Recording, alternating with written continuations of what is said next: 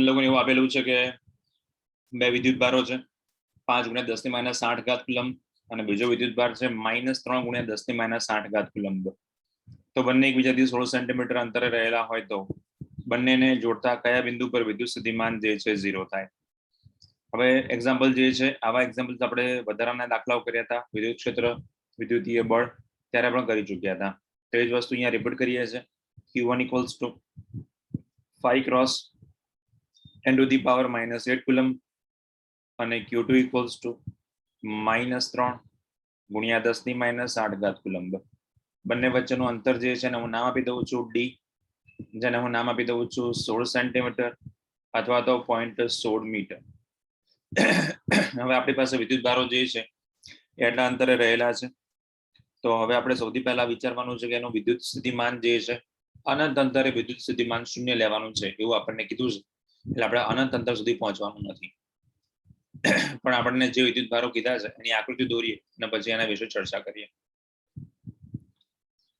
મારી પાસે વિદ્યુત ભારો જે છે એ આવી રીતે એકબીજાથી ગોઠવાયેલા છે અને બંને વચ્ચેનું અંતર જે છે હું સમથિંગ આવું કહી દઉં છું કે લેટ્સ સે વિદ્યુત ભાર જે છે મારી પાસે છે Q1 છે, બીજો વિદ્યુત ભાર જે છે Q2 છે અને ધારી લઈએ કે બંનેની વચ્ચે કોઈક બિંદુ એવું હશે કે જેને હું નામ આપી દઉં છું પોઈન્ટ P કે જ્યાં વિદ્યુત સ્થિતિમાન જે છે એ 0 થવાના ચાન્સીસ છે।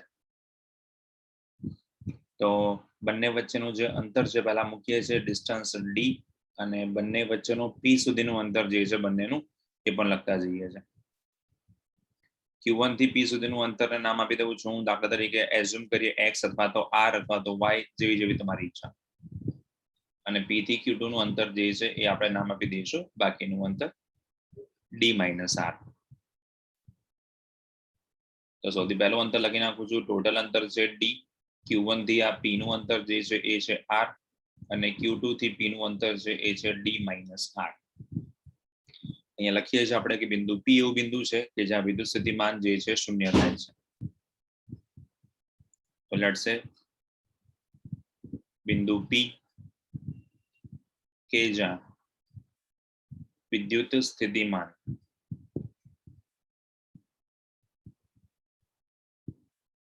equals to 0, જેના Q1 થી અંતર સ્મોલ r અંતર છે અને Q2 થી અંતર એ d - r છે। આ થઈ ગયા આપણા Q1 થી અને Q2 થી બીજાના અંતરો r અને d - r। ચલો બંને જે છે એને આપણે કિંમતો જે છે મૂકતા જઈએ છે। તો નામ આપી દઉં છું ઓરિજિનલ સૂત્ર છે આપણી પાસે v = v1 + v2। ઓરિજિનલ વિદ્યુત સ્થિતિમાન તો 0 છે p બિંદુ ઉપર બંનેનો સરવાળો અથવા તો બંને દ્વારા એપ્લાય થતું।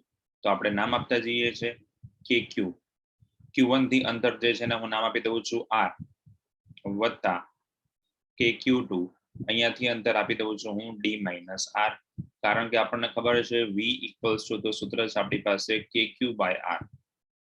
હવે આવું આપણે લોકો કોમ્પિટિટિવ માટેના વિદ્યુત ક્ષેત્રનું ડાયરેક્ટ એક્ઝામ્પલ્સ કરતા હતા ત્યારે પણ મેં તમને કીધું હતું કે Q1/r1² = Q2/r2²।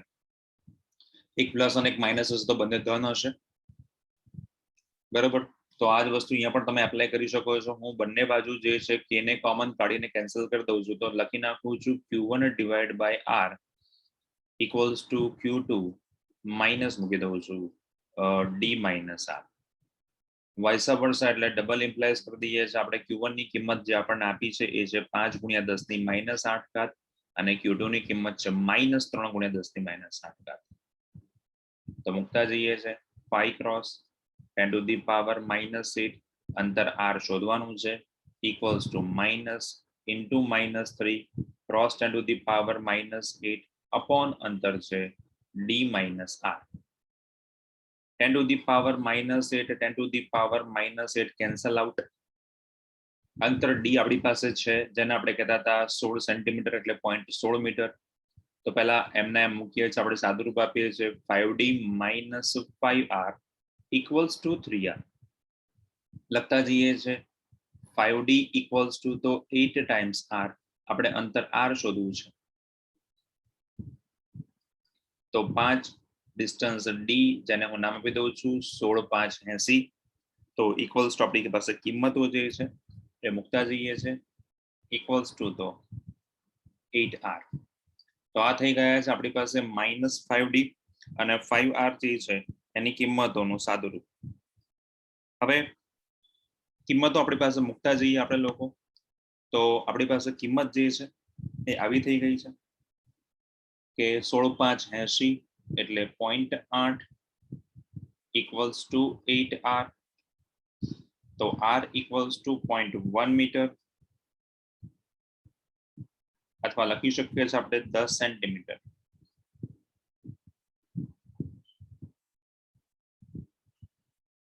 તો આ થઈ ગયો આપણી પાસે અંતર r નો સવાલ કે જે q1 જે છે એ બિંદુ જે અંતર r છે એ q1 થી 0.1 મીટરે હશે અથવા 10 સેન્ટીમીટરે હશે જ્યારે એ જ વસ્તુ તમે q2 થી લખી નાખો છો તો 0.16 માઇનસ 0.1 લખો અથવા તો તમારી પાસે 0.15 મીટર એટલે 15 સેન્ટીમીટર લખી શકીએ છીએ તો નામ આપી દઈએ આને જે q1 થી અંતર છે અને આના ઉપરથી આપણે લખી નાખીએ d minus r equals to 0.15 metre જે q2 થી છે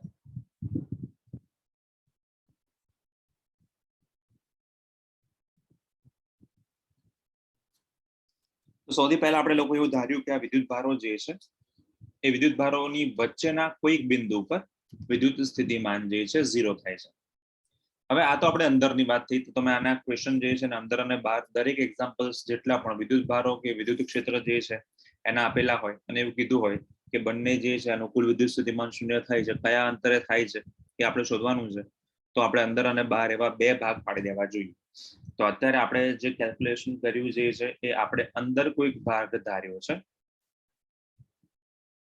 તો આ થઈ ગઈ અંદરની વાત હવે આપણે વાત કરવા જઈ રહ્યા છે કે બહાર કોઈ વિદ્યુત ભાર મૂક્યો હોય તો શું થાય તો લેટ્સ સે હું નામ આપી દઉં છું બહાર કોઈ વિદ્યુત ભાર માટે બહાર કોઈ વિદ્યુત ભાર માટે આપણું આ જે આકૃતિ જે છે એટલો ભાગ જે છે એ કોમન આવવાનો છે બાકીનો ભાગ જે છે હું બદલતો જઉં છું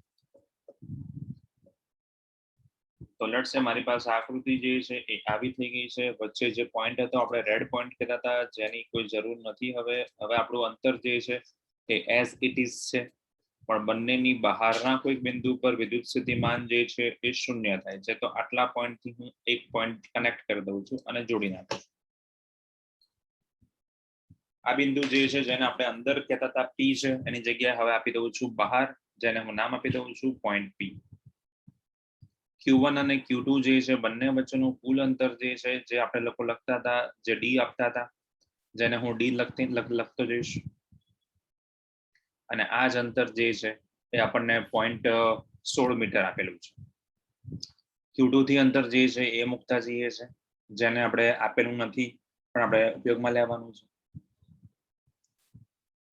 લખતા જઈએ છે q1 અને q2 ઇક્વલ્સ ટુ ડિસ્ટન્સ જે છે એ લખું છું d છે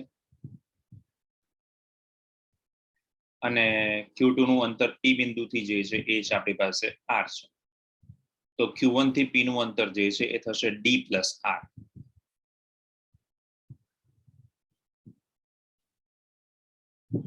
પહેલામાં d માઇનસ r થતો હતો હવે આપણી પાસે આ થયો d પ્લસ r કેમ કે એ d થી પણ અને r થી પણ વધારે અંતરે છે તો લખી નાખું છું આ અંતરને d પ્લસ r જે વસ્તુ પહેલામાં આપણે લખતા હતા એ જ પોઈન્ટ જે છે અહીંયા લખવાની શરૂઆત કરવાની છે તો લખીએ છીએ કે p બિંદુ કે જ્યાં વિદ્યુત સ્થિતિમાન 0 થાય છે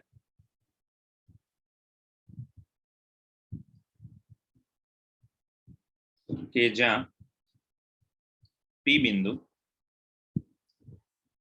q1 થી d પ્લસ r અંતરે છે અને p બિંદુ q2 થી r અંતરે છે આવી રીતે બંને બિંદુઓ જે છે અને એકબીજાથી અંતરેથી આપણે મૂકી દીધા છે પ્રોસેસ કોમ્પિટિટિવ હોય તો મેં તમને કીધેલી છે ડાયરેક્ટલી કમ્પેર કરવાની શરૂઆત કરો કે q1 upon r1 equals to q2 by r2 વિદ્યુત ક્ષેત્ર હશે તો KQ1 upon R1 નો square equals to KQ2 upon R2 square. જમણી બાજુ લઈ ગયા છો એટલે માઇનસ મૂકીને સીધે કમ્પેરિઝન કરી લેવાના. પણ ગુજરાત બોર્ડ વખતે કોમ્પિટિટિવ જે છે એની મેથડ જે છે શોર્ટ ટ્રિક કોઈ ચલાવતું હોતું નથી, એટલે મોટે ભાગે બધા જ સ્ટેપ્સ બતાવવા જરૂરી છે. આપણા સ્ટેપ પ્રમાણે આપણે લખીએ છીએ V1 ઇક્વલ્સ ટુ અથવા તો V equals to V1 plus V2, જ્યાં V ની કિંમત જે છે વિદ્યુત સ્થિતિમાન 0 થાય છે, ઇક્વલ્સ ટુ નામ આપી દઉં છું, જ્યાં લખી નાખું છું કે Q1, જ્યાં આપણો Q1 જે છે ત્યાંથી અંતર જે છે એ આપણી પાસે હાજર છે, જેને તમે નામ આપી શકો છો કયું અંતર, તો કે એને આપણે નામ આપી દીધું છે D પ્લસ R અંતર, પ્લસ કે Q2 જે છે એના અંતર નામ આપી દીધું છે આપણે R અંતર, equals to Q1 divided by D plus R equals to the minus Q2 divided by R. Q1 ની કિંમત હતી 5 ગુણ્યા 10 ની માઇનસ 8 ઘાત. D ને હમણાં એમનો એમ રહેવા દઉં છું. Q2 ની કિંમત હતી માઇનસ 3 ગુણ્યા 10 ની માઇનસ 8 ઘાત. અંતર જે છે એ R છે, જેમાંથી 10 ની માઇનસ 8 ઘાત જે છે કેન્સલ થાય છે, માઇનસ થાય છે, પ્લસ લખી નાખું છું હું 5R equals to 3D plus 3R. તો આપણી પાસે થઈ જાય છે અહીંયા 2R equals to 3D,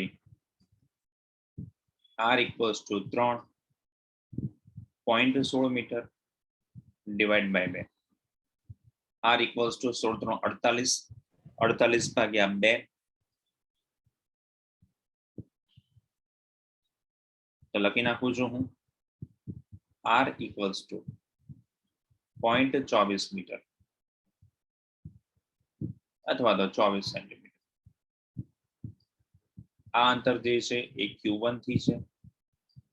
હવે Q2 થી કરી લેવું છે. લખતા હતા આપણે D plus R equals to 0.24 plus 16 એટલે 0.40,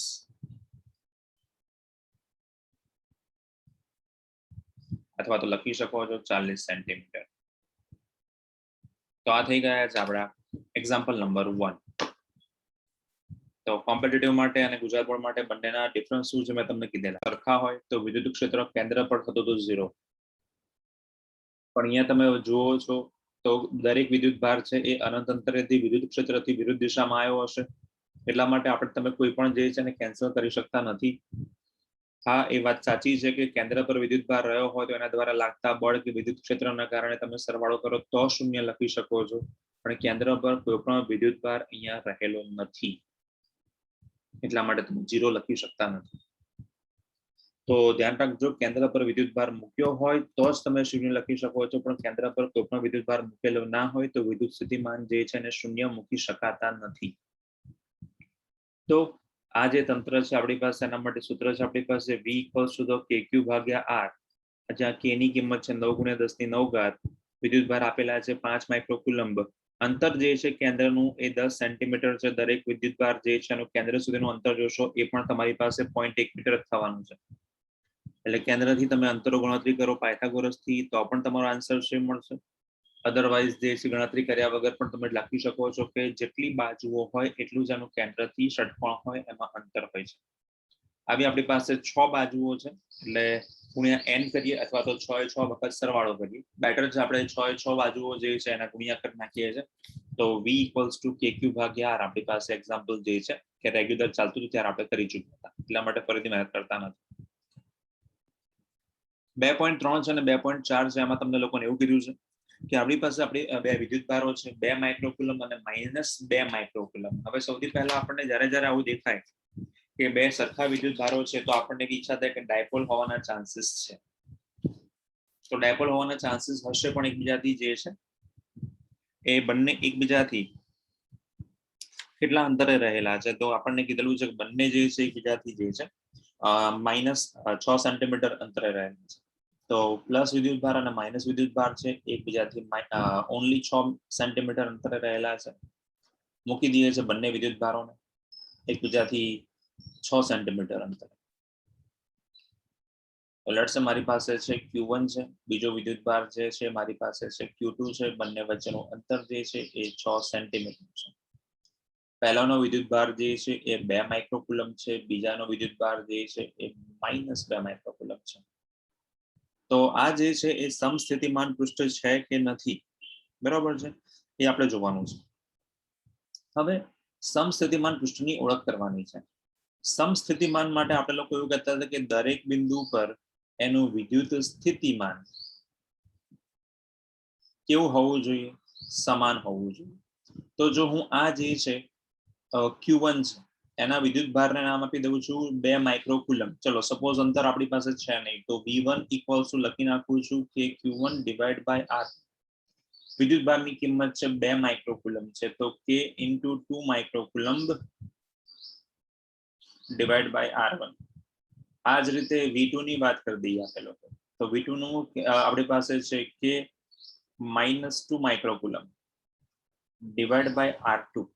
હવે બંનેના કેન્દ્રથી અંતર જે છે, બરાબર છે, તો એનો મીનિંગ એવો થયો કે ભાઈ પોટેન્શિયલ છે એ દરેક બિંદુ પર સરખું થવું જોઈએ. યસ, તો આપણી પાસે અત્યારે દેખાય છે કે વિદ્યુત સ્થિતિમાન જે છે એ બંને જે છે એનો તફાવત અચળ રહેવો જોઈએ. વિદ્યુત સ્થિતિમાનનો તફાવત સરખો રહેતો હશે તો જ આને સમસ્થિતિમાન પૃષ્ઠ કહી શકીએ. તો V1 પ્લસ V2 કરીએ છે આપણે લોકો, તો આપણને મળે છે 0.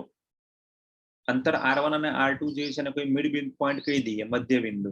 ડાયપોલ થી આપણને વિચાર આવે કે ભાઈ કેન્દ્રથી અંતરો સરખા હોય તો મૂકી દો R1 બરાબર તો 3 સેન્ટીમીટર, R2 બરાબર પણ 3 સેન્ટીમીટર. તો અહીંયા વિદ્યુત સ્થિતિમાન જે છે એ થાય છે 0.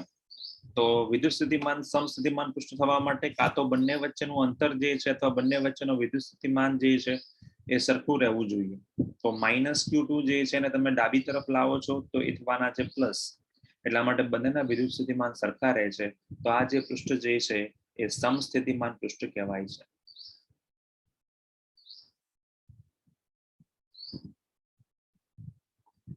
હવે આપણને એવું કીધું છે કે વિદ્યુત ક્ષેત્ર જે છે એની દિશા કઈ હશે? તો વિદ્યુત ક્ષેત્રની દિશા જે છે એ હંમેશા જે પણ સપાટી હોય એને લંબ સ્વરૂપે હોય. તો આપણે ચેપ્ટર 1 માં સ્વાધ્યાયના દાખલાઓ કર્યા હતા, એમાં આપણે પોઈન્ટ્સ બોલતા હતા કે ભાઈ વિદ્યુત ક્ષેત્ર જે છે એની ક્ષેત્ર રેખાઓ કેવી હોય. તો ક્ષેત્ર રેખાઓ જે છે એ આપણા પૃષ્ઠ જે છે એને લંબ સ્વરૂપે હોય છે, બરોબર છે. તો આપણે એવું કહી દઈએ કે અહીંયા દરેક બિંદુ પર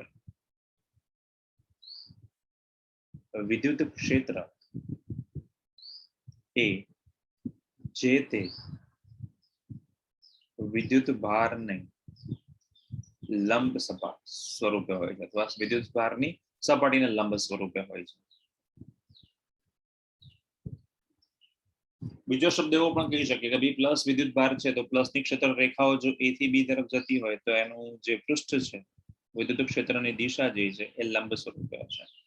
પરિણામી હોય બંનેની વચ્ચે હોય, પણ પરિણામી આપણે બતાવવાનું નથી. F1 F2 નો સ્ક્વેર +2 F1 F2 cos θ આખું વસ્તુ જે છે વર્ગમૂળમાં મૂકીએ તો પરિણામી બળ વિદ્યુત ક્ષેત્ર મળી શકે. હવે એક્ઝામ્પલ્સ આપણે કરી ચૂક્યા છે, તો આ જ વસ્તુ જે છે તમારે અહીંયા બતાવવાની હતી 2.3 માં. 2.4 જે છે આમાં તમને લોકોને એવું કીધું છે કે 12 સેન્ટીમીટર ત્રિજ્યાનો કોઈ ગોળો છે અને એની સુવાહકની સપાટી પર વિદ્યુત ભાર જે છે એ Q કંઈક સમથિંગ આવો આપેલો છે. તો નામ આપી દઉં છું કે વિદ્યુત ભાર જે તમને લોકોને આપેલો છે જેને વિદ્યુત ભારની કિંમત છે Q1 અથવા તો Q 1.6 10⁻⁷ કુલંબ. ત્રિજ્યા જે છે એ છે R, જેની કિંમત આપી છે 12 સેન્ટીમીટર અથવા તો 0.12 મીટર.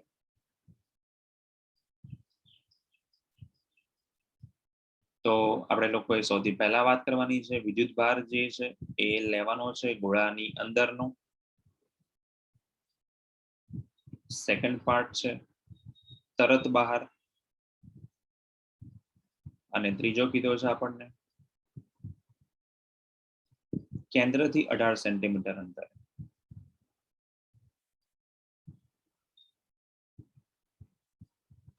ચલો 3 જે છે એની ચર્ચા કરીએ. પહેલા થોડીક રફ આકૃતિ દોરતા જઈએ એટલે આપણને આઈડિયા આવશે કે શું કહેવા માંગે છે.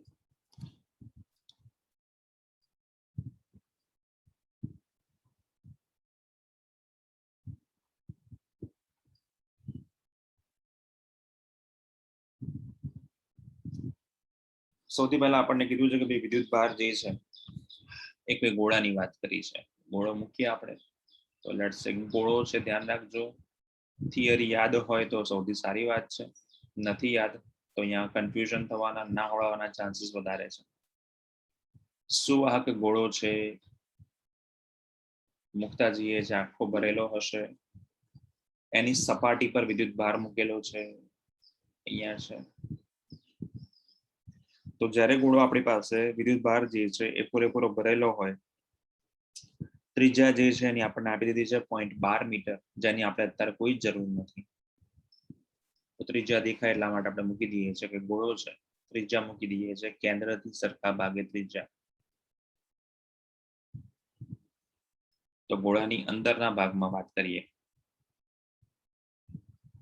તો સુવાહક ગોળો, એના માટે ક્યુ જે છે એ અંદરના ભાગ પર આપણને મળતો હોતો નથી, એટલે ક્યુ હોવા છતાં આપણે લખી શકીએ છીએ વિદ્યુત સ્થિતિમાન કે વિદ્યુત ક્ષેત્ર. તો લખી નાખીએ છીએ V equals to 0, અથવા તો લખી નાખીએ છીએ E equals to 0.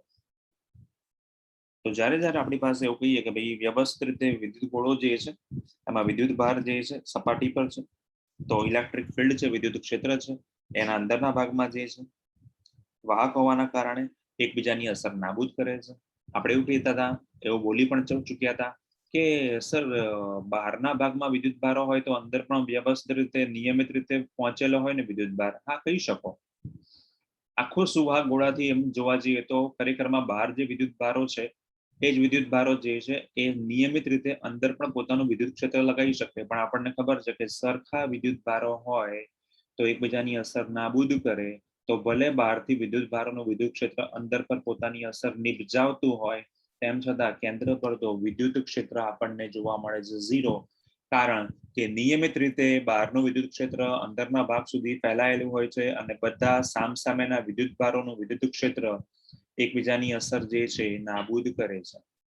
તો અહીંયા આગળ બહારના વિદ્યુત ભારો હોવા છતાં, બહારના વિદ્યુત ભારોનું ક્ષેત્ર અંદર વ્યવસ્થિત રીતે ફેલાયેલું હોવા છતાં આપણે લોકો કહીએ છીએ અંદરના કેન્દ્ર પરનું વિદ્યુત ક્ષેત્ર થઈ જાય છે 0. તો એટલા માટે 0 છે. તો આપણે ભૂતકાળમાં બોલી ચૂક્યા હતા કે વિદ્યુત ભાર હોય એનું વિદ્યુત ક્ષેત્ર જે છે નિયમિત હોય, સુવાહક હોય તો અંદરના ભાગમાં જોવા મળે છે, પણ અંદરના ભાગ સુધી પહોંચે ત્યાં સામસામેના વિદ્યુત ભારોની અસર એકબીજાને નાબૂદ કરે છે.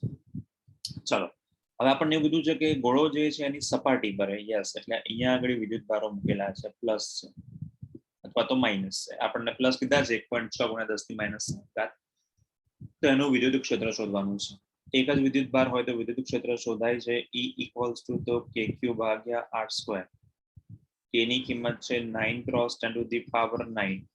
Q ની કિંમત છે 1.6 × 10⁻⁷. અંતર જે છે એ આપણને આપ્યું છે 12 સેન્ટીમીટર, એટલે 0.12 નો પણ સ્ક્વેર. તો લખી નાખીએ છીએ આપણે 16 × 9 = 144, એટલે 14.4 ગુણ્યા 10⁹ ગુણ્યા 10⁻⁷. 12 નો સ્ક્વેર એટલે 144, અહીંયા થશે 2 0, 0.014 0144. ચલો ભાઈ, કેલ્સી હોય તો પ્રગટાવો.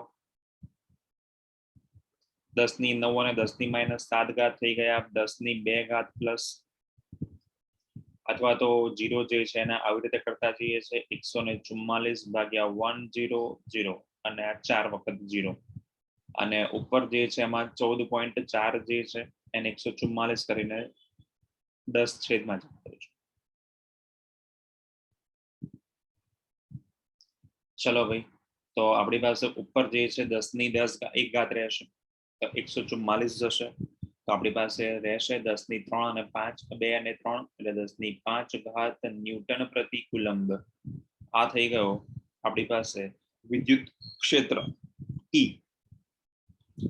ત્રીજો ભાગ આયા, એમાં એવું કીધું છે કે 18 સેન્ટીમીટર અંતરે, યસ, જે પણ વિદ્યુત ભારો હોય એનું ક્ષેત્ર જે છે એ આગળ જતા જે છે આપણને ખબર છે નબળું પડે છે.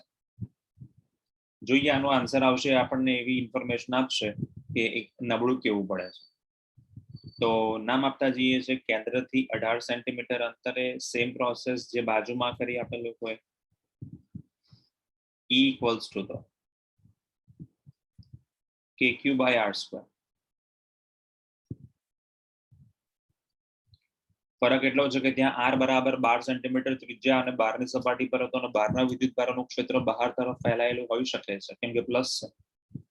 માઇનસ હોય તો બી ક્ષેત્ર રેખાઓ ત્યાં સુધી તો પહોંચે જ છે એટલે લખતો જઉં છું 9 ક્રોસ 10 to the power 9 બાજુમાંથી કોપી કરું છું વિદ્યુતભારની 1.6 ગુણ્યા 10 - 7 ઘાત અપોન R નો સ્ક્વેર અંતર છે 18 સેન્ટીમીટર એટલે 0.18 નો પણ સ્ક્વેર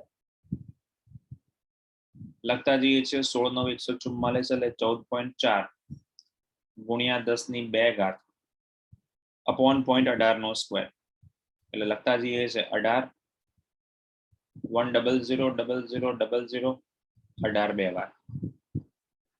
ચલો ભાઈ E equals to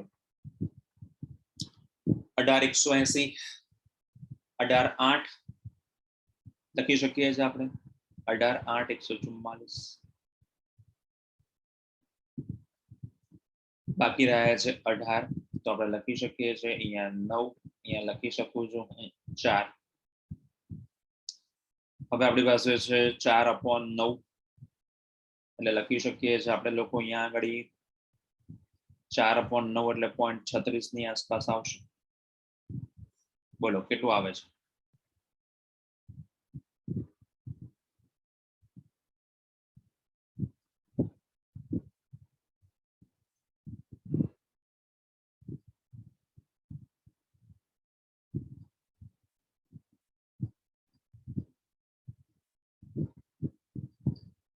યસ આપણને મળે છે 0.4444 ગુણ્યા 10 ની આપણી પાસે મળે છે 6 ઘાત તો આ જે છે આપણી પાસે મળી ગયા છે E equals to 4.4 ગુણ્યા 10 ની 6 ઘાત અને 14.4 હતા એટલે 1 મિનિટ આપણી પાસે અહીંયા થશે ઉપર 1 ઘાત ઓછી થશે 10 થઈ જશે કેમ કે 14.4 જે છે ને બેટા આપણે એને 144 તરીકે કેન્સલ કર્યા છે એટલે આપણી પાસે અહીંયા રહેશે 5 ઘાત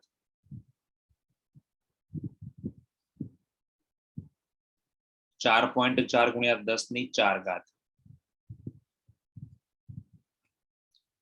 તમે જોઈ શકો છો કે આપણી પાસે પેલામાં હતો 10 ની 5 ઘાત અને અહીંયા આપણને મળે છે 4.4 ગુણ્યા 10 ની 4 ઘાત ન્યૂટન પર કુલંબ તો આ તમને એ દર્શાવે છે કે આપણી પાસે બહાર જતા વિદ્યુત ક્ષેત્ર જે છે એની કિંમત જે છે એમાં કેટલો ફેરફાર થાય છે તો આ થઈ ગયો તમારો એક્ઝામ્પલ નંબર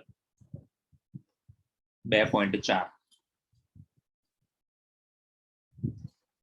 આપણે લોકો જો રકમ ખાલી સિમ્પલી જોજો બે પ્લેટો વચ્ચે હવા છે ત્યારે કેપેસિટરનું કેપેસિટન્સ જે છે એ 8 પિકોફેરેડે છે એટલે C equals to ε0 A/d આને આપણે નામ આપતા હતા હવા અથવા શૂન્યાવકાશ ત્યારે એની કિંમત છે એ 8 પિકોફેરેડ છે આપણને નોર્મલ એકમ ફેરેડે ખબર છે પણ પિકોફેરેડમાં 10 - 12 ઘાત એવું લખીને આપી દીધું છે જરૂર નથી આમ પણ કોઈ એની હવે બંને પ્લેટો જે છે એની વચ્ચેનું અંતર જે છે એ અડધું કરવામાં આવે છે યસ તો બંને પ્લેટો વચ્ચેનું અંતર અડધું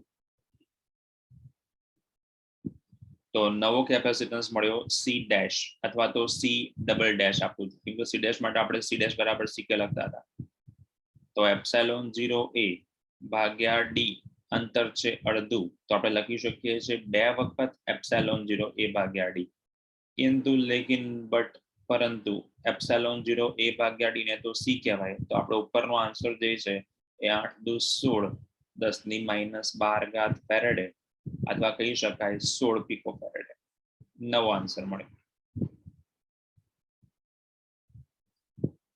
ચલો હવે આપણને એવું કીધું છે કે આ જે જગ્યા આપણને આપેલી છે કે જે આપણે 8 પિકોફેરેડે નું જે તત્વ મૂકેલું છે એ બરોબર છે એમાં આપણને એવું કીધું છે કે આ જે તત્વ જે છે એને આપણે અડધું અંતર કરી દેવાનું હતું અને એને કોઈ માધ્યમથી ભરવાનું હતું ઓકે તો આપણે અડધી રકમ ભરી માધ્યમથી ભરવાનું હતું, અડધું અંતર હતું, તો જરાક કરી દઈએ કે, તો સી ડેશ બરાબર તો સી, તો અંતર અડધું કરવાનું હતું અને માધ્યમથી ભરવાનું હતું, તો કે થઈ ગયા. ચલો 2 times epsilon 0 a k divided by d c બરાબર તો એપ્સાઇલોન 0 a ભાગ્યા d ઉપરની કિંમત નીચે ઠપકારતા, તો 2 into c into k, 2 as it is, c ની કિંમત છે 8 picofarad, k ની કિંમત આપણને આપી દીધી છે 6, તો 12 8 96, 10 ની -12 ઘાત અથવા તો 96 picofarad. આ થઈ ગયો તમારો દાખલો. તો સી ડેશ બરાબર ck જે આપણે લખતા હતા એ જ વસ્તુ છે, ખાલી ફરક એટલો કર્યો આ લોકોએ કે અંતર જે છે એ આપણને એવું કીધું કે અડધું કરી દો, તેમાં કશું એક્સ્ટ્રા ઓર્ડિનરી હતું નહીં. આ થઈ ગયો તમારો એક્ઝામ્પલ નંબર 2.5. 2.6 છે એ સિમ્પલ એક્ઝામ્પલ છે. આપણને એવું કીધું છે કે 3 કેપેસિટર છે, સંખ્યા જોજો, સીધે સીધું કામ કરી શકાય છે આકૃતિ દોર્યા વગર. દોરશો તો આપણો કોઈ વાંધો નથી કે ભાઈ કેપેસિટરની સંખ્યા છે n છે એ 3 છે, c નું મૂલ્ય છે એ 9 picofarad છે, અને આ ત્રણેય જણને જે છે શ્રેણીમાં મૂકવાના છે. તો c ડેશ બરાબર તો c ભાગ્યા n, કેપેસિટરની કિંમત છે 9 picofarad અને નીચે આપણને સંખ્યા છે આપણી પાસે 3, તો દરેક કેપેસિટન્સ જે છે એ 3 picofarad નો હશે. બરોબર છે.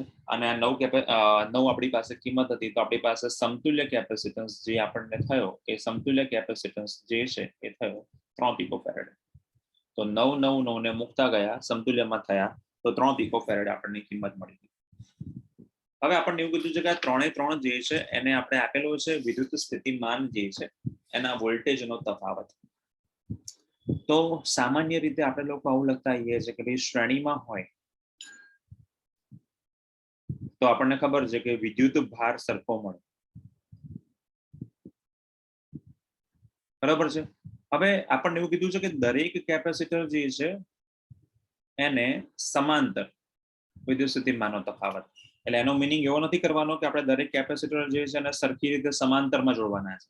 એનો મિનિંગ એવો થયો કે ત્રણેય જે છે એ આકૃતિ તમે આવી રીતે વિચારો કે આ પહેલો કેપેસિટર છે, આ બીજો છે, આ ત્રીજો છે, અને સામે આકૃતિ દોરી નાખો છો આવી રીતે. તો દરેકની સામે વોલ્ટેજ માપવા હોય તો કેટલા થાય, આ કેટલા થાય. તો મેથડ શીખવાડી દઉં છું, આપણે કરી ચૂક્યા છે તેમ છતાંય, કે સિમ્પલી જ્યારે સમતુલ્ય મળી જાય અને બેટરી આપણને આપેલી હોય ત્યારે આપણે લોકોએ વિદ્યુત ભાર શોધી લેવો જોઈએ. તો ચલો શ્રેણીમાં હોય ત્યારે હું ઓલરેડી લખી ચૂક્યો છું વિદ્યુત ભાર જે છે સરખા હોય, એ જ વિધાન જે છે આપણે અટકી જવાનું છે. તો શ્રેણીમાં હોય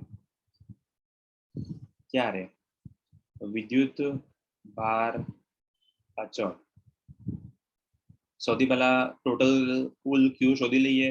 તો ક્યુ ઇક્વલ્સ ટુ સમતુલ્ય કેપેસિટન્સ ગુણ્યા વોલ્ટેજ.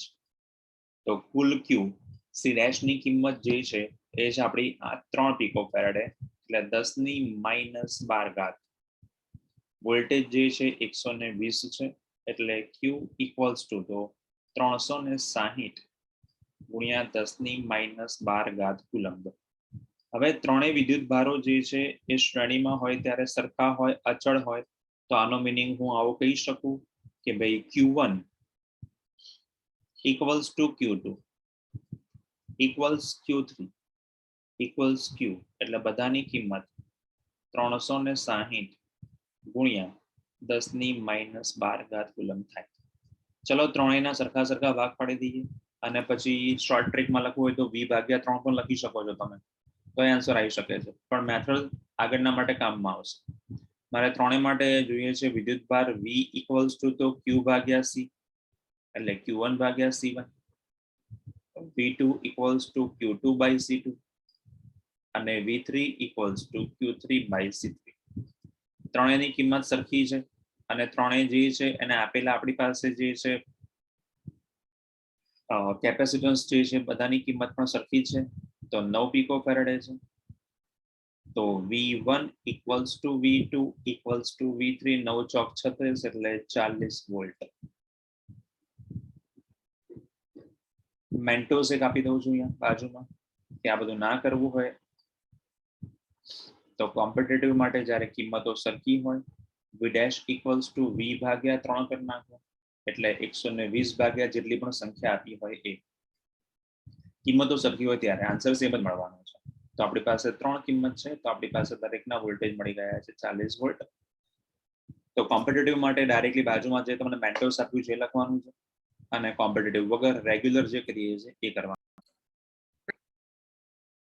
2.7 જે છે એમાં તમને લોકોને એવું કીધું છે કે ભાઈ દાખલો છે એમાં 3 કેપેસિટર છે પણ ત્રણેયની કિંમતો જે છે એ અલગ અલગ છે એવું કીધું છે કે આ સંયોજન જે છે એનું કુલ કેપેસિટન્સ કેટલું થાય તો થોડું ડ્રામા જારી રહે કેમ કે આપણી પાસે ગુજરાત બોર્ડ છે થોડો દાખલો જે છે લેન્થ બતાવવી પડશે આપણે લોકોએ ત્રણેયની કિંમત અલગ અલગ છે C1 છે C2 છે અને C3 છે C1 ઇક્વલ્સ ટુ આપણને કીધેલા છે 2 પીકો ફેરેડે C2 ની કિંમત છે 3 પીકો ફેરેડે આપણે રકમ લખીએ ત્યાં સુધીમાં તો એક્ઝામ્પલ કરી શકાય એટલે સુધીની થોડી એફિશિયન્સી અમુક લોકોએ ડેવલપ કરી લીધી છે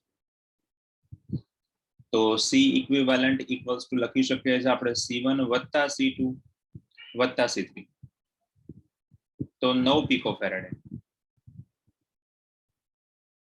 હવે આપણે આ જે સમતુલ્ય કેપેસિટન્સ શોધવાનું હતું એ કેપેસિટન્સ આપણને મળી ગયું છે આપણે શોધવા જઈ રહ્યા છે એ ત્રણે ત્રણ જે છે એના વોલ્ટેજીસ તો આપણને એટલી તો ખબર છે કે જ્યારે જ્યારે આપણું કેપેસિટર જ્યારે સમતુલ્ય જે પણ શોધવાનું હોય તો આપણે શોધી લઈએ છીએ પણ આપણે એના માટે એના જે વોલ્ટેજ હોય એના વિદ્યુતભારો કેવું શોધવું હોય ત્યારે આપણે કુલ એનો નેટ વિદ્યુતભાર ના શોધીએ ત્યાં સુધી વોલ્ટેજ કે વિદ્યુતભાર શોધી શકાતા નથી તો શ્રેણીમાં હોય તો વોલ્ટેજ ના શોધી શકીએ અને સમાંતરમાં હોય તો વિદ્યુતભાર શોધી શકતા નથી તો હું જરા નામ આપી દઉં છું ક્યુ નેટ અથવા તો કેપિટલ ક્યુ લખશો તો પણ ચાલશે equals to C equivalent into voltage V C equivalent ની કિંમત છે 9 પીકો ફેરેડે 10⁻12 ઘાત અને વોલ્ટેજ આપણને આપેલા છે 100 તો આપણને મળે છે ક્યુ નેટ વિદ્યુતભાર ઇક્વલ્સ ટુ 900 ગુણ્યા 10⁻12 ઘાત કુલંબ એના માટે હું પીકો કુલંબ લખી શકું છું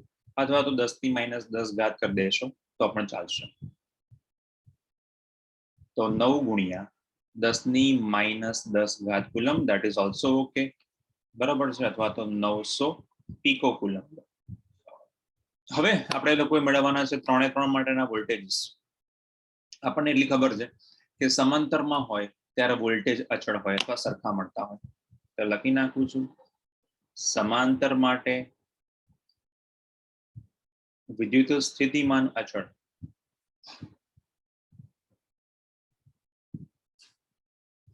એટલે કે V1 લખીએ V2 લખું V3 લખું ત્રણેયની ત્રણ કિંમત છે એ 100 વોલ્ટ છે ચલો હવે ત્રણે ત્રણના વિદ્યુતભાર શોધવા છે યસ તો નામ આપી દઉં છું Q1 equals to C1 into V1 અથવા C1 બી લખશો તો ચાલશે જો આ જ સૂત્ર જે છે એ બે કેપેસિટર આપેલા હોત તો એના માટે બી એક નાનકડી મેથડ છે C1 V1 plus C2 V2 upon C1 plus C2 પણ એ બે વાળી પદ્ધતિ જે છે એવા કોઈ પણ એક્ઝામ્પલ્સ જે છે એમાં આપતા નથી હોતા એટલે એનો કોઈ યુઝ નથી એટલા માટે મેં આપણે કોમ્પિટિટિવના એક્ઝામ્પલ્સ કર્યા કેપેસિટરના એના માટે મેં તમને શીખવાડ્યું નથી પણ યસ કુમાર કે બધામાં તમે જોતા રહેશો તો આવું આપણને બે માટે આપેલું છે તો છે C2 V2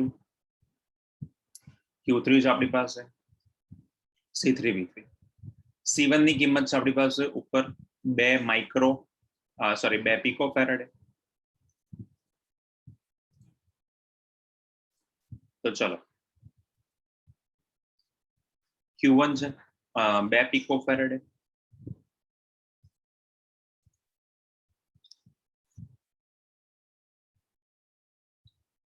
પીકો ફેરેડે 10⁻12 ઘાત મલ્ટીપ્લાય બાય V1 ની કિંમત છે 100 છે એટલે આપણે લખી શકીએ છીએ 200 10⁻12 ઘાત કુલંબ C2 છે આપણી પાસે એની કિંમત છે 3 તો 3 cross 10⁻12 multiply by 100 300 multiply by 10⁻12 4 છે 10⁻12 વોલ્ટેજ છે 100 છે લખી નાખું છું 400 10⁻12 ઘાત કુલંબ મેં તમને લોકોને ત્યારે પણ કીધું હતું, અત્યારે પણ કહું છું, તાળો મેળવવા માટે ચેક કરી લો કે તમારી પાસે Q1 Q2 Q3 છે, 3 નો સરવાળો કરો તો ઉપર બરાબર આવે છે 400 300 700 200 900 10⁻12 તો તાળો મળે છે.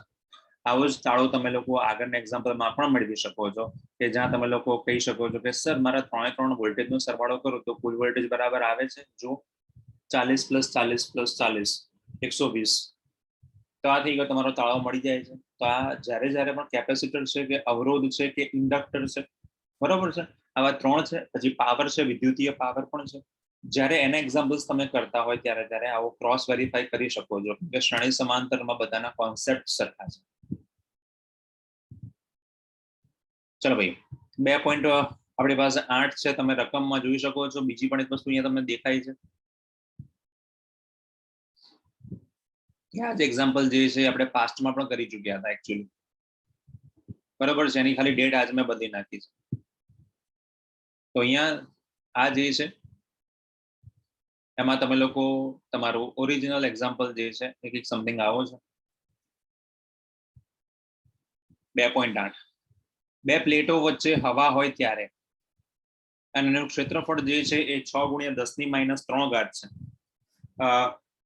અને બંને પ્લેટો વચ્ચેનું અંતર જે છે એ આપણને આપેલું છે 3 મિલીમીટર. તો આ જે છે એના માટે આપણે કરવું છે કેપેસિટન્સ શોધવાનું છે એનું, અને કેપેસિટન્સ શોધ્યા પછી એના પર કેટલો વિદ્યુત ભાર હોય એ શોધવાનો છે. બે પ્લેટો વચ્ચે હવા છે, ક્ષેત્રફળ છે. તો ચલો બંને વચ્ચે હવા છે, બહુ ઇમ્પોર્ટન્ટ વસ્તુ છે. માધ્યમ હોય તો આપણે કે લખવો જોઈએ. ક્ષેત્રફળ છે એની કિંમત છે 6 10⁻³ મીટર સ્ક્વેર.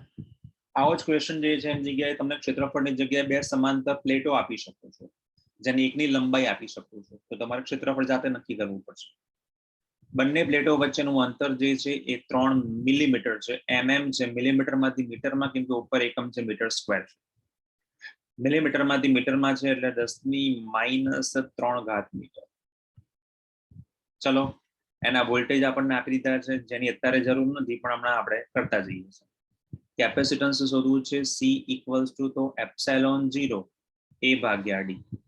આપણી સ્ટાન્ડર્ડ કિંમતો છે 8.85 10⁻−12. ક્ષેત્રફળ છે 6 10⁻³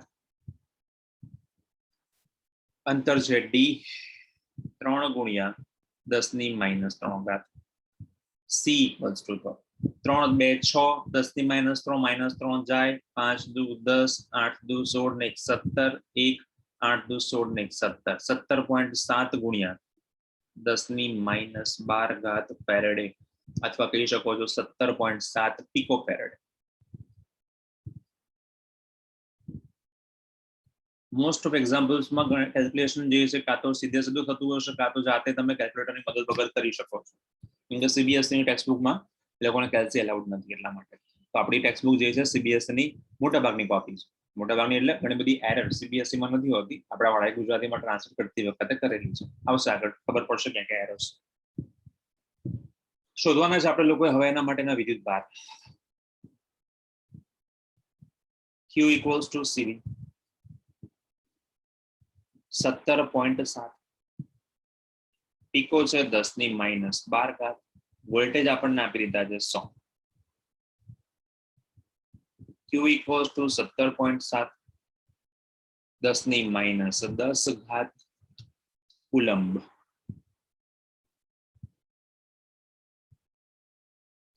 .7 એક 0 આપીને પણ 10⁹ અથવા 10⁻12 આગળ પાછળ કરીને માઇક્રો અથવા તો નેનો અને પીકો બી કરી શકો છો તમે લોકો, પણ એની કોઈ જરૂર નથી, યુઝલેસ વસ્તુ.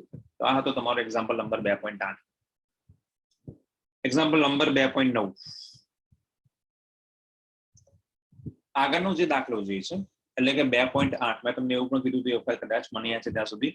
આગળનો જે દાખલો છે 2.8, એમાં કેપેસિટર જે છે એની વચ્ચે 3 મિલીમીટરની જે શીટ હતી, માઇકા શીટ, એટલે જે આપણે 3 મિલીમીટરનું વચ્ચે અંતર રાખ્યું હતું એ હવા હતું પહેલાનામાં, આગળનામાં. અને હવે આ એક્ઝામ્પલમાં શું કહે છે, વચ્ચેનું 3 મિલીમીટરનું જે અંતર છે એ કોઈક માઇકા શીટ, માઇકા એટલે અબરખ, ઇંગ્લિશમાં માઇકા કહીએ આપણે ગુજરાતીમાં એને કહીએ છીએ અબરખ, અબરખથી ભરી દીધું છે એને. તો અબરખથી ભરેલું હોય ત્યારે એનો ડાઇલેક્ટ્રિક અચળાંક જે છે એ 6 છે. તો વોલ્ટેજ હોય ત્યારે, સપ્લાય હોય ત્યારે અને સપ્લાય દૂર થાય ત્યારે કિસ્સાઓમાં શું થાય? સૌથી પહેલા આપણી પાસે માઇકા શીટ આપેલો છે, તો આપણે લોકો સીધે સીધું કરી દઈએ સી ડેશ ઇક્વલ્સ ટુ તો સીકે, એટલે આપણી પાસે 17.7 લઈને આવ્યા હતા આપણે લોકો, એમાં માઇક્રો કે ઓકે પિકો ફેરેડ, તો 10⁻12 પિકો ફેરેડે ગુણ્યા 6 ઇક્વલ્સ 10⁻12 6 7 42 4 42 ને 4 46 6 4 6 અને 4 10 106.2 ફેરેડે. કેલ્ક્યુલેશનમાં તકલીફ હોય તો કહેતા રહેજો. 106.2 પીકો ફેરેડે. આ થઈ ગયો આપણી પાસે કેપેસિટર જે છે એને અબરખ આપી દીધો હોય ત્યારની વાત. હવે આપણને એવું કીધું છે કે જો એના વોલ્ટેજ જે છે એ 100 વોલ્ટ આપેલા હોય ત્યારે શું કરી શકો તમે? જો કેપેસિટર જે છે એના વોલ્ટેજ આપેલા હોય ત્યારે અને કેપેસિટરના વોલ્ટેજ જે છે ને દૂર કરો ત્યારે શું કરી શકાય? ચલો, સૌથી પહેલા આપણે લોકો એને વોલ્ટેજ આપી દીધા છે. વોલ્ટેજ આપેલા છે ત્યારે શું થાય, એટલે કે વિદ્યુત ભાર શું મળે? તો નંબર 1, વોલ્ટેજ આપતા વિદ્યુત ભાર જે છે આપણો નવો મળશે, ક્યુ ડેશ ઇક્વલ્સ ટુ તો સી ડેશ ઇન્ટુ. ચલો, આગળનામાં આપણા વોલ્ટેજ જે છે એ 100 હતા, તો એ જ વોલ્ટેજનો અહીંયા ઉપયોગ કરવાનો છે આપણે લોકોએ. તો સી ડેશ ઇક્વલ્સ ટુ તો 106.2 પીકો ફેરેડે છે -12 વોલ્ટેજની કિંમત છે 100 વોલ્ટ. તો નવો વિદ્યુત ભાર ઇક્વલ્સ ટુ 106.2 10⁻10 કુલંબ. હવે આગળ તમે જોયું હશે કે શૂન્યાવકાશ છે એ ત્યારે અને હવા હોય ત્યારે. તમે જુઓ, જ્યારે શૂન્યાવકાશ હતો ત્યારે વિદ્યુત ભાર હતો 17.7 10⁻10 કુલંબ, અને હવે માધ્યમ મૂક્યું ત્યારે 106.2.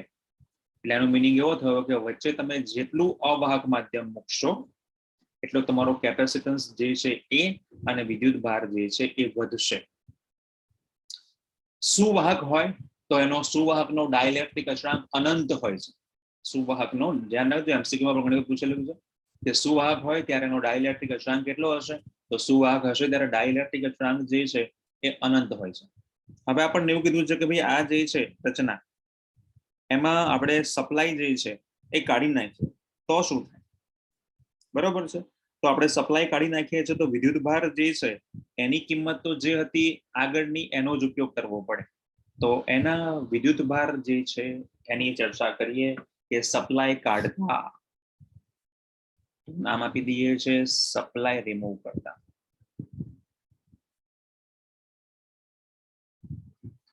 તો ચલો, એટલે વિદ્યુત સ્થિતિમાન જે છે એનું જોડાણ દૂર કરતા.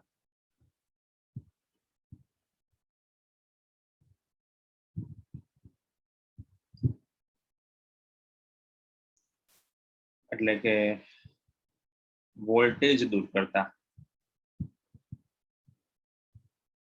ચલો ભાઈ, વોલ્ટેજ દૂર કરતા આપણી પાસે જે હતું કેપેસિટર જે છે એ એનો કેપેસિટન્સ જે પહેલા હતો એ એમનો એમ જ રહેશે. એટલે 106 પીકો ફેરાડે જે આપણે ઉપર લઈને આવ્યા છે એ એમનો એમ જ છે. બરોબર છે, 106 પીકો ફેરાડે 106.2 પીકો ફેરાડે એ એમનો એમ જ રહેશે. કેમ કે પહેલા જે કેપેસિટન્સ હતું એનામાં તો કોઈ ફરક પડતો નથી, પણ એના વિદ્યુત ભારોને એને કઈ અસર થાય છે? યસ, થશે. કેટલી થશે જોઈ લઈએ.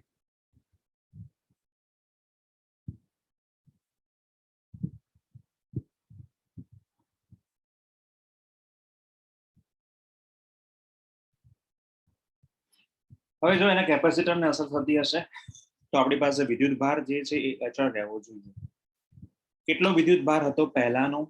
તો પહેલાનો વિદ્યુત ભાર હતો આપણી પાસે 117.7 10⁻10 17.7 ગુણ્યા 10⁻12 રાખી દઈએ આપણે લોકો. તો આપણી પાસે જે છે એ એમને એમ રહેશે 17.7 10 ની -7 લખતા જઈએ છે.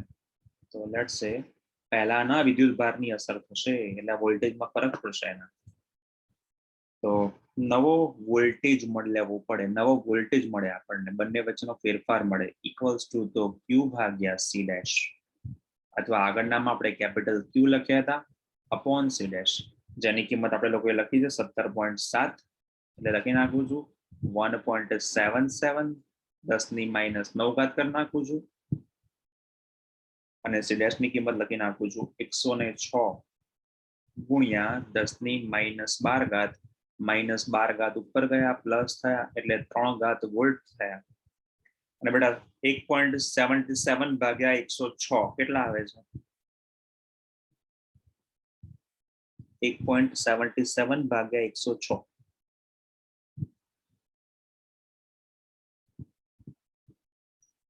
0 point something.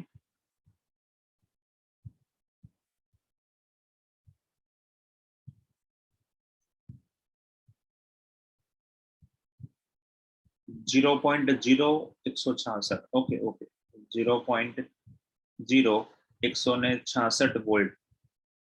જરા આપણે 10 ની ઘાતો કન્વર્ટ કરતા જઈએ ઇક્વલ્સ ટુ આપણને મળશે 16.6 વોલ્ટ.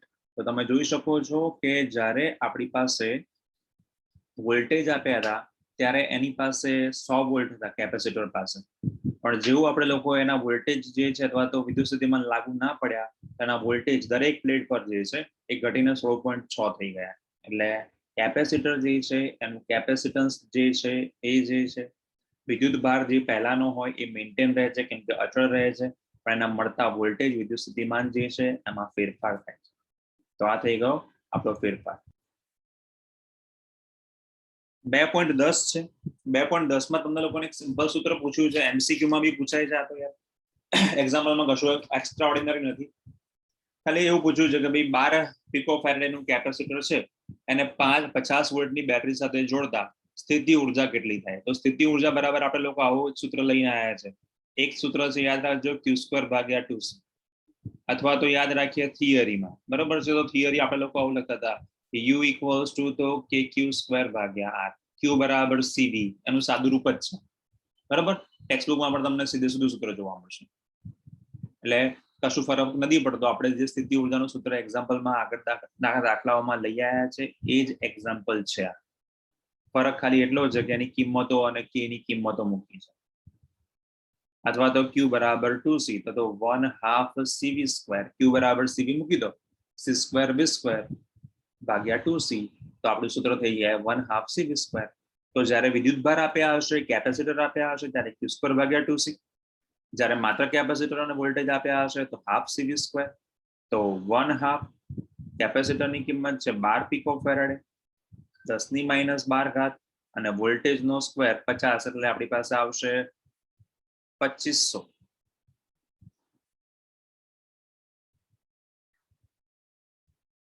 તો U ઇક્વલ્સ ટુ આપણી પાસે છે 6, 25 10 ની -10. U ઇક્વલ્સ ટુ 25 અને 6 એટલે 150, 10 ની -10 એટલે U ઇક્વલ્સ ટુ કરી નાખું છું 15 ગુણ્યા 10 ની -9 જૂલ, નેનો જૂલ બી કહેવાય એને. તો આ થઈ ગયો તમારો એક્ઝામ્પલ નંબર 2.10. 2.11 2.11 જે છે એમાં આપણને આવું કીધું છે કે દાખલા તરીકે મારી પાસે એક 600 પિકો ફેરેડેનું કેપેસિટર છે. તો નામ આપી દઈએ છે અને સૌથી પહેલું C ઇક્વલ્સ ટુ અથવા તો C1 equals to C1 equals to 600 pico farad. Pico નો મીનિંગ થાય 12 લખી શકીએ છે 6 ગુણ્યા 10 ની -10 ફેરેડે. વોલ્ટેજ આપેલા છે 200 વોલ્ટ. હવે એને વિદ્યુત ભારિત કરેલું છે એવું આપણને કીધું છે. તેનું સપ્લાય જે છે દૂર કરી અને વિદ્યુત ભાર ના હોય એવા કોઈ 600 પિકો ફેરેડે અને કોઈ વિદ્યુત ભાર ના હોય એવા સાથે જોડતા એની કેટલી ઉર્જા ગુમાવાઈ હશે? આપણી પાસે કેપેસિટર છે, એમાં એક જ ઉર્જા છે અને એને કહેવાય છે સ્થિતિ ઉર્જા. તો પહેલા જ્યારે જોડાણ કરેલું છે તેની સ્થિતિ ઉર્જા શોધી લઈએ. તો U equals to 1/2 CV square. તો U ઇક્વલ્સ ટુ 1/2 6 10⁻10 ઘાત v નો પણ સ્ક્વેર એટલે 40000. તો U ઇક્વલ્સ ટુ 6 2 12 10⁻6 ઘાત જૂલ. આ આપણું જોડાણ કર્યું હતું કેપેસિટરની પ્લેટનું ત્યારે. હવે આપણને એવું કીધું છે કે વિદ્યુત ભાર વગરના કોઈ પ્લેટ સાથે જોડતા. ચલો, તો ચેપ્ટર 1 માં આપણને યાદ આવ્યું કે ભાઈ કોઈ ગોળો હોય જેની પાસે વિદ્યુત ભાર હોય અને એને કોઈ વિદ્યુત ભાર વગરના કોઈ આપણા ગોળા સાથે જોડતા હતા. તો જેની પાસે વિદ્યુત ભાર હોય એ વિદ્યુત ભાર ગુમાવે અને જેની પાસે ના હોય એ મેળવે. આવું આપણે કામ કરી ચૂક્યા. તો અહીંયા પણ વિદ્યુત ભાર શોધવાનું કીધું નથી. શોધવાનું કીધું તો આપણે એ કામ કરી ચૂક્યા હોત. તો આનો મિનિંગ એવો થયો કે મારું કેપેસિટર છે આખું છે, જેની પાસે વિદ્યુત ભાર જે છે ક્યુ છે, એને વિદ્યુત ભાર વગરના કે જેની પાસે વિદ્યુત ભાર નથી એની સાથે જોડવામાં આવે છે. તો આપણને ખબર છે કે Q ઇક્વલ્સ ટુ તો CV છે. તો Q અને C સમપ્રમાણમાં છે. જો Q અને C સમપ્રમાણમાં હોય તો હું આનો વિદ્યુત ભાર જે છે એને કેપેસિટર નામ આપી દઉં C. આની પાસે કેપેસિટન્સ નથી 0. તો જ્યારે વિદ્યુત ભાર વાળાને વિદ્યુત ભાર વગરના સાથે જોડતા તો નામ આપી દઉં છું વિદ્યુત ભાર ધરાવતા કેપેસિટરને વિદ્યુત ભાર વિહીન કેપેસિટર સાથે જોડતા.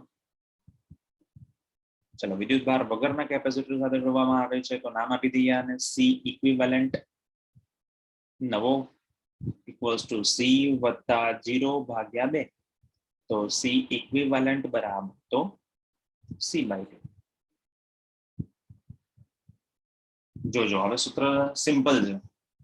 ડાયરેક્ટલી યુ બી થી લખી શકો. U બરાબર 1/2 CV સ્ક્વેર. તો અહીંયા મેન્ટોસમાં એવું બી લખી શકાય ને. U ચલે છે C.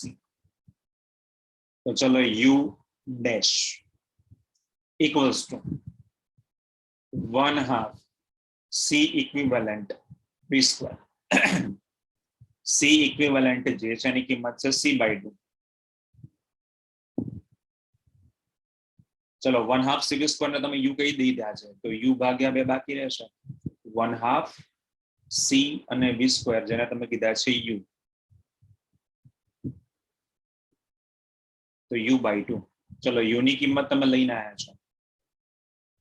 આપણી કિંમત આવતી હતી U ની 12 × 10⁻6 ઘાત જૂલ. તો U ડેશ ઇક્વલ્સ ટુ 6 × 10⁻6 ઘાત જૂલ, જેને તમે માઇક્રો જૂલ બી કહી શકો છો. તો કેપેસિટર જે છે એના જેટલા પણ એક્ઝામ્પલ્સ હોય એમાં કોઈ એક પાસે વિદ્યુત ભાર હોય બીજા પાસે ના હોય. કોઈ એકે વિદ્યુત ભાર મેળવ્યો બીજા એ ગુમાવે. કોઈ એક પ્રાપ્ત કરે છે તો બીજો ગુમાવે છે.